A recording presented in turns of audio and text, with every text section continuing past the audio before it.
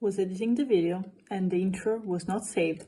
The part of an audio was not saved. I am about to crash out. Anyway, welcome back. I am your fandom enthusiast, and today we're gonna talk about generative AI in productions and specifically on what Disney has been cooking. They are not cooking shit, they're burning stuff down, but that's okay. Here we go. First of all, I should read this whole thing. I'm gonna go into details later, like after speaking of what Dana said and what prompted me to look into this thing. So anyway, Culture Crave posted this thing saying Bob Iger says Disney Plus will soon have AI generated short form content from users, and then a link, which that was pretty shitty. I was not in a good space mentally, so I didn't really look into it at the time.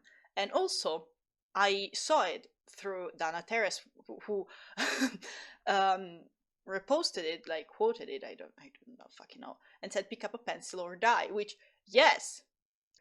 After that, I saw another Dana Terrace post saying, "If you pay us, we'll let you make your own content slop that we will own. You can draw and write and post your own shit for free. Bob Iger and his ilk are fucking goals."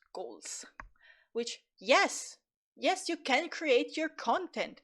I've been doing so since I was 12. I've been writing fanfiction since I was 12 in my little Italian town on my little Italian PCs, writing little Italian fanfictions on little Italian Wattpad. And I've been doing that since I was 12. I've been drawing fan art since I was 12. And, you know, that creating something is part of the fun. Like, actual having worked on something is part of the fun. So I don't understand how you would enjoy just consuming things that you created with AI. Like, it's just not as fun. When I look back on my drawings, for example, I look at them and I go like, wow, I'm very proud of this thing that I made. How can you look at AI art or AI writing, AI music or whatever, and be like, I'm so proud of this thing because I wrote such a good prompt. I was so good writing this prompt. I really deserve an award right now. So yeah, sorry, that was kind of out of the whole argument, but I just don't understand how or why people create with AI. And then it went on, and this one statement is the one that was like, okay, um I feel like some kind of NDA ended because for her to say this, I am not a professional in creative fields like this, professional creative fields like Disney, so I don't know.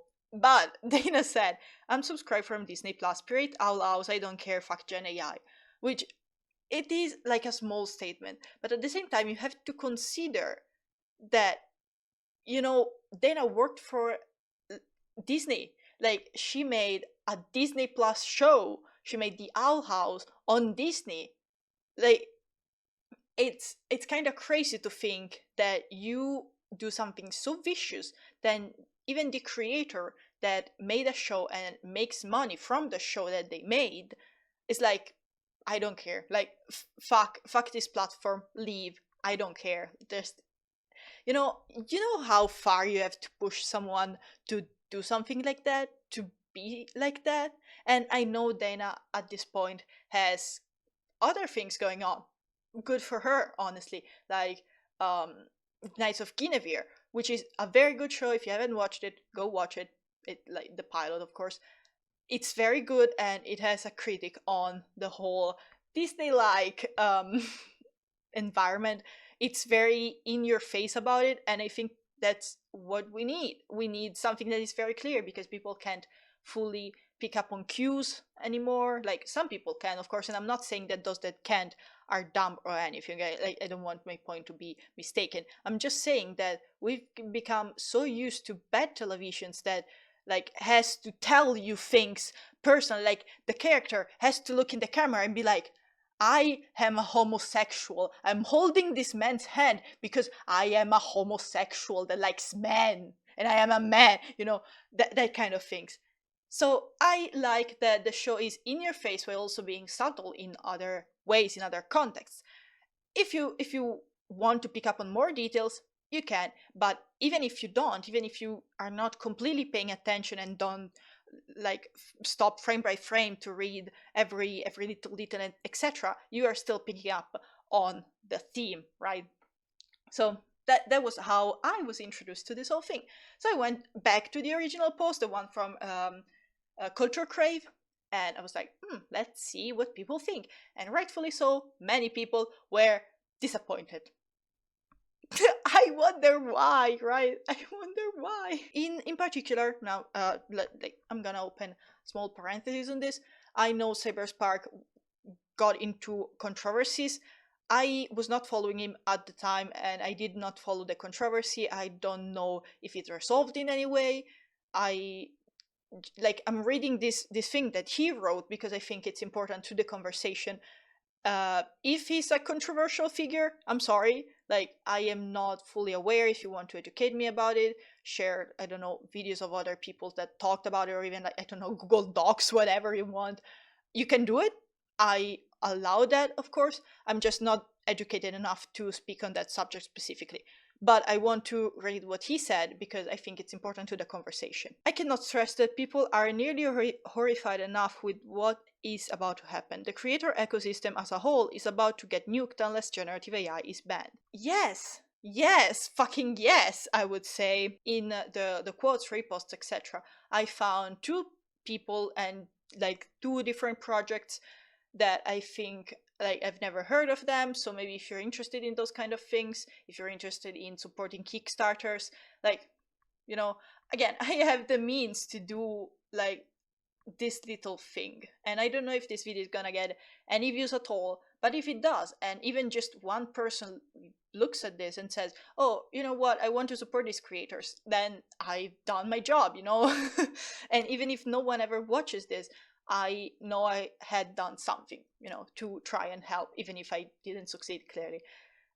Anyway, the first post I saw was by Weather Witch.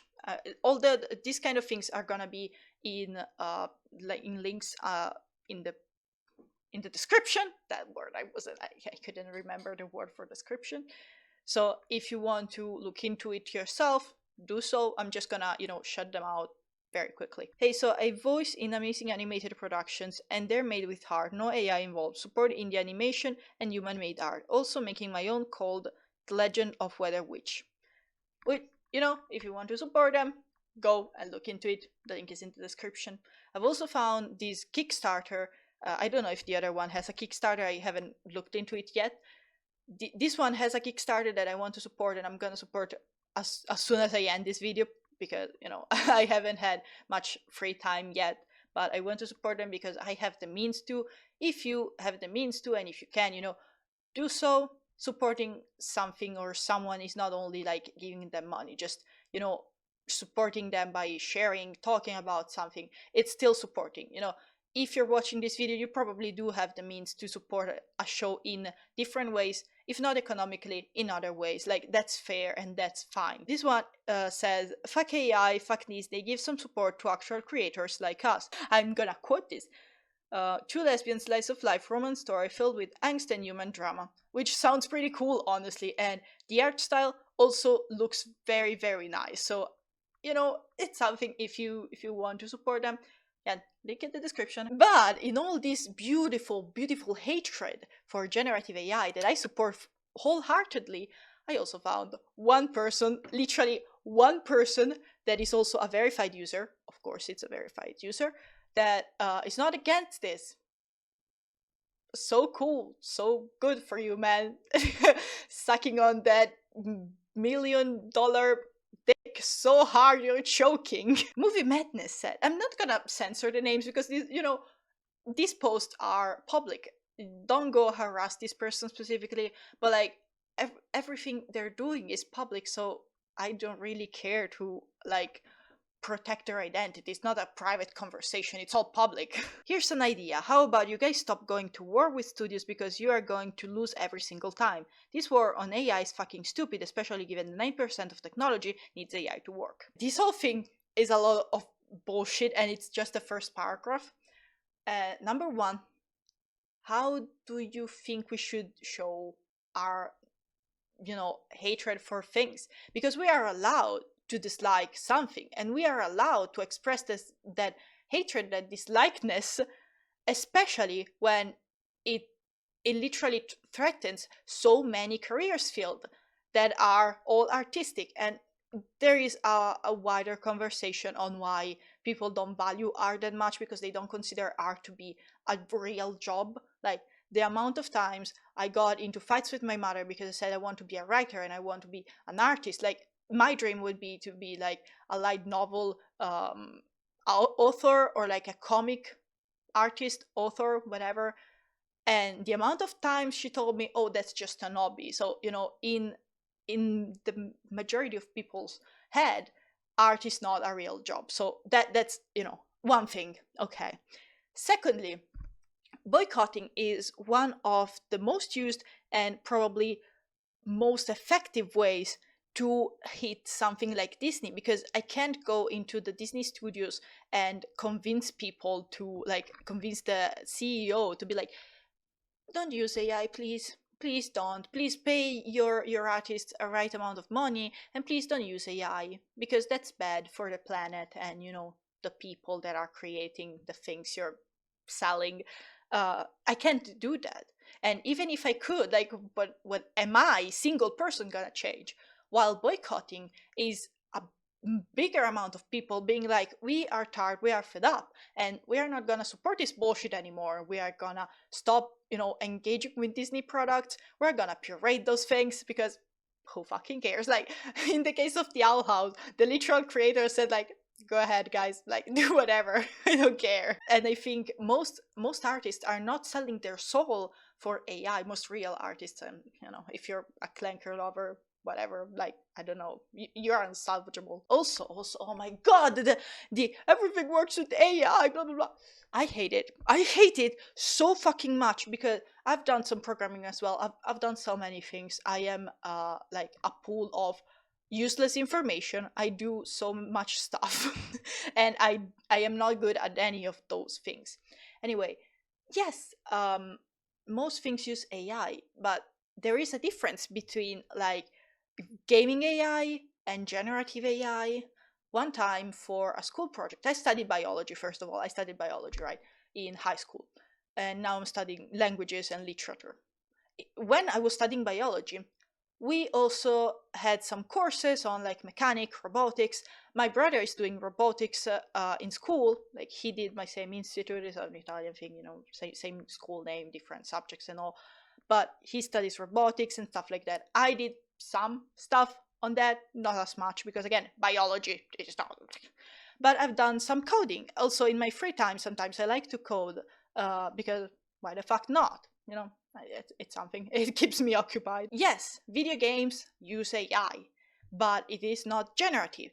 How those AI works, like, in simpler terms, it's like me, human being, give a certain amount of information to this NPC, for example, right?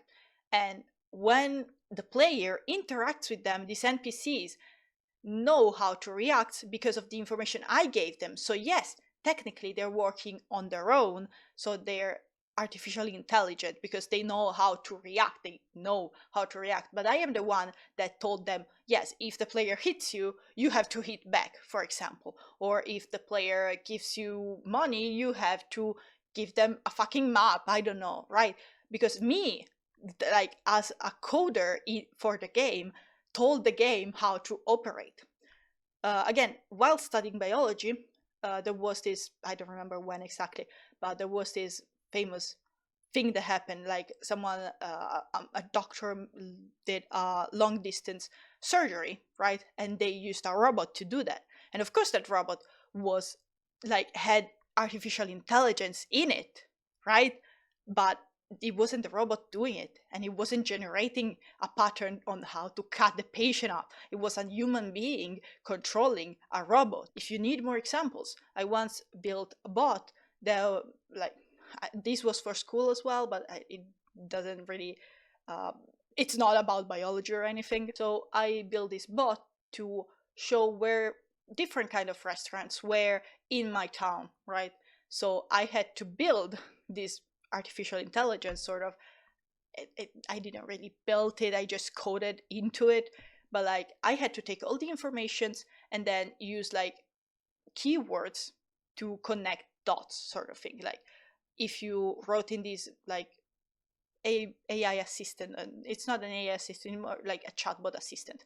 If you wrote like, where can I find, I don't know, like a sushi restaurant, right? Me, the coder, I had put keywords like sushi restaurant or sushi or Japanese restaurant, Chinese restaurant, fusion restaurant, stuff like that. So that when you put one of those words, the system would be like, yes, I know what to give, like what response to give the person that asked me, right? That's artificial intelligence. But I, real person, coded it and it's not generating anything. Generative AI steals from real people and like meshes things together without a proper logic. I can tell you for certain that like gaming AI and generative AI are not the same. Also, you can be against AI, treating it as a threat to the industry, and yet support piracy, which is doing the exact same thing. Threatening to quit a streaming service just because it uses AI is not only stupid, but it's petty. You people need to grow the fuck up. Again, it's called boycotting. What? It's so stupid that you're quitting a platform because it uses AI. Yeah, I don't agree with AI. I'm gonna boycott. Like, I really don't understand why people are forgetting that, you know, sometimes, most times, more often than not, you have to protest for your voice to be heard. Like, those kind of people can remind me of the men generally that are like, oh, why are you going on and protesting for rights and stuff like that? Like, it's not gonna change anything, blah blah blah. And I don't know, do you think that the votes for women's were just a thing that happened at one point? Someone woke up, like a man woke up and was like, we have to respect these women. I cannot stand the thought of a woman not voting. No, bitch, they did not care. They did not care. And the women in this case made them care by fucking bombing post offices. Not post offices, but like I'm talking about the suffragettes that did use bombs. I'm not saying to use bombs. I'm just saying that protesting is the way to make people listen to what you're doing.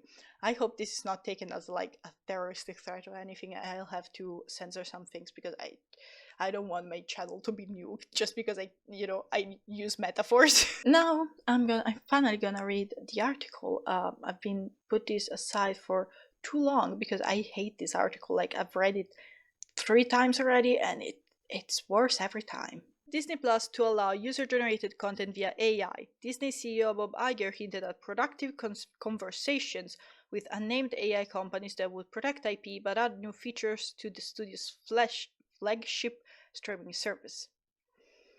That's the title, and you could be like, oh, maybe it's not like that. Maybe they're using AI for some other things. Maybe they're not using No, it's literally what the title says. Don't want to wait until 2027 for Frozen 3? Soon you may be able to make your own. Ah, yes. Because that's exactly what I wanted. I could not write a fan fiction, I could not make a fan comic or draw fan arts. I absolutely have to use generative AI. On the company's fourth quarter and full year 2025 earnings conference call, Disney CEO Bob Iger said Disney Plus is in the midst of rolling out the biggest and most significant changes from a product perspective, from a technological perspective. From a product perspective? Yes. Since we launched the service in 2019. Then there's like, oh, they're gonna add games of some sorts, whatever, who cares. The other thing that we're really excited about that AI is going to give us the ability to do is to provide users of Disney Plus with a much more engaged experience, including the ability for them to create user-generated content and to consume user-generated content, mostly short form from others, Iger continued. So they're not just implementing AI. You are doing some AI things and then it's on the platform for other people to see. So like, you're working for them. I mean, you're just writing a prompt, right? But still, Like, do you see the issue? They're not even doing anything. They're just giving AI and saying like, oh, now you people can do the content for us. You can do the sponsorship, the thingies for us. That's so fucked up. Just like my hair right now. It sounds a bit like Disney plans to encroach on OpenAI Sora's territory, or maybe it will just use Sora too. A bit later in the call, Iger said that Disney had productive conversations with unnamed AI companies, and that he hoped the studio giant could reach an agreement that would also reflect on our need to protect the IP. You can let Lilo and Stitch get in the wrong hands. Again, a movie is not just the title or the name of the characters. A movie is a story, it's the music, especially in the case of Disney, where the movies are musicals. You can't just say be like, yeah, you can write I don't know, Frozen 4 7 for yourself, because it's not gonna be the same. Frozen is not like just a name or like any other movie. If we take even Lilo and Stitch is not just Lilo and Stitch as a character, as names. They are full-fleshed characters. They're people in the context of the story. They change during the story. They help the kids that are watching the movie change during the story. They help understand things better. Children's media is one of my favorite subjects because I particularly care about children, and I think they should be more protected. And I was a child once, and the main way, my way of escaping, as I said in other videos as well, I think, was to read books and watch cartoons. When I was younger, like, I don't know, 6 to 10, maybe a bit less, like 6 to 8 or something like that, I was really into um My Little Pony, Friendship is Magic, right? As a 6 years old should be. I didn't like the cartoon just because, I don't know, colorful funny horses or whatever, Pegasus, I don't remember. I liked it because of the messages, right? Because of the characters, because of the stories. It's not just a name. Cartoons need to show like how to be a good person, especially if the parents are not gonna do that. I was very sheltered, very closed off. As a kid, I was very shy. Nowadays, not so much. I'm very extroverted and I like being around people that, are not dumb. But as a kid, I was very shy and I really didn't like people. I was almost nonverbal. So, of course, I had to learn how to do things some other ways because I couldn't properly do it by being around other people, and my parents weren't very helpful in that because they sheltered me. I think they were kind of worried I would, I don't know, explode because I was the first child. So again, I could learn how to be empathetic, how to be kind by watching cartoons. I understood how to approach other people because of cartoons. Because again, like it's kind of crazy to think about, but I never went to kindergarten, and I started school like at 6. I never went fully to kindergarten. I was in kindergarten technically, but I generally didn't go. My mother didn't take me because she had the means to, take care of me. So I started interacting with kids more when I was 6. Can you imagine how hard it would be for someone that had very little, understanding of social interaction to be shoved into a class when they're 6, where everyone else is already friends or they know each other or they have something in common? Like, I didn't. And like, my only base on how to act around other kids was cartoons at the time. Even growing up, when I was a bit older and I gotten better at interacting with people, I remember I liked, first it was Rapunzel and then it was Frozen. I really liked Rapunzel as a kid because I my situation with my mother, my parents, was hard, and I I don't I don't know if to call the situation itself abusive or anything, because now it's better. But when I was a kid, it was worse, right? But it was not as bad as abusive should look like. And in a way, Rapunzel, that you know, Mother Gothel was abusive, but never properly like hit Rapunzel or like did extreme things, was shown. I was like, there's something wrong here. I understood that just because someone is telling you that they love you, it doesn't mean that they do. And kind of the same with Frozen, because again, I was very sheltered, and in a way it gave me the possibility, the idea to break out of it. Other than that, Frozen in particular was like the reason I started playing the piano. I play the piano and the guitar right now, and I want to learn the ukulele. But before that, I've never really played any instruments because my mother never let me. I always liked music, but my mother never let me learn an instrument. And I taught myself how to play the piano on Let It Go, I think it was. So, cartoons leave something on the person that is watching, and especially for younger children, it is important that younger children have something that teaches them how to be good people, because the world is already good enough at making good people bad. So, at least when they're children should be good. This is a bit of an extreme case because I know not everyone is queer, but in my case specifically, I remember I really liked Adventure Time and Steven Universe, and they were my first, I don't know, approach to homosexuality in any way, especially female homosexuality. I'm a trans guy, right? And for a long time I identified myself as a lesbian, then a bisexual woman, and then I understood I was a trans man or like a trans masc person. And I don't really care about my sexuality, I don't use labels anymore. But as a kid, it was really weird for me being different, being attracted to girls.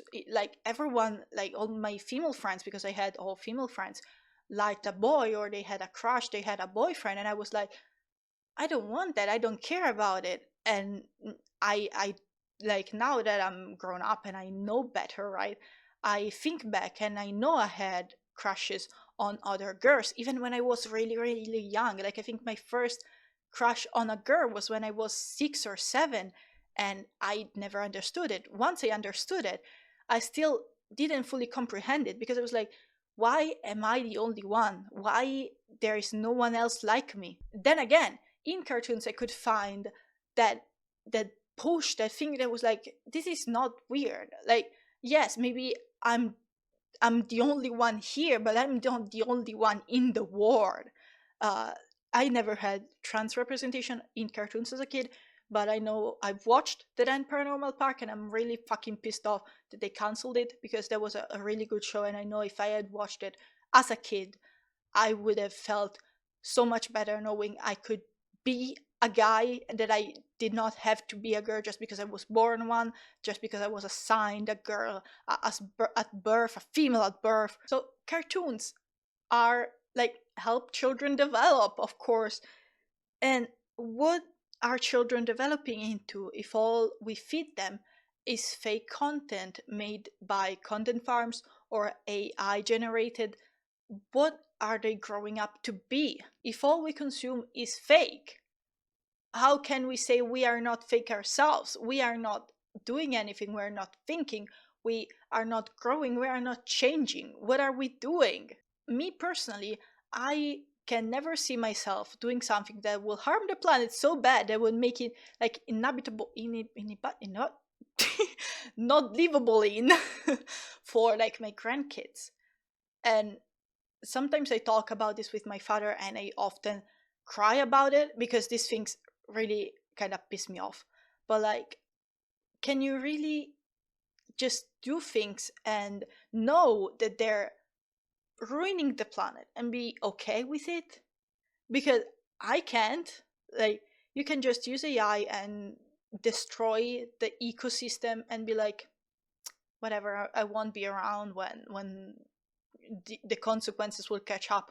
Maybe not you, maybe not even me, but maybe our children's or our grandchildren's, like our nephews, if we don't, you know want to have children. Is nephew the right word? Yes, yes. If we don't want to have children or anything, like, even if you don't plan to keep on with your, I don't know, family tree, so you won't have any any person in your family, like, you don't care at all for other people, other people's children, other people's future. We are become so allergic to empathy that we would rather have Frozen 7 made with sloppy AI and like, I don't know, shitty voice acting or whatever, then be like, you know what, I'm just gonna wait for it to release to theater.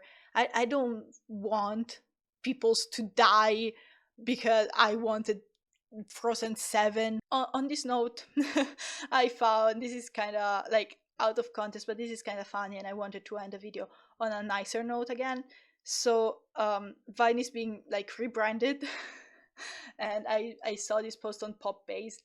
Vine is being rebooted under the name Divine, with funding from Twitter's former CEO Jack Dorsey. The app plans to feature more than 10,000 previously archived vines and does not allow AI-generated content, which I think is pretty cool. It's nice that more platforms, more websites, etc., are saying stop to AI. We do not allow AI anymore. This is not gonna be part of our brand. AI is not gonna be part of our brand. We don't allow that. If you liked the video, enjoyed, I don't know, subscribe, leave a comment. I also have a reaction channel on which I post reactions sometimes. Not often, but I'm sorry, I will be more active. Technically, I should be more active there than here. This channel just, I post video whenever I find the time. The other one should be like one video a week, which I do not respect at all. Anyway, again, I hope you liked the video. We'll see each other in the next rant. Bye!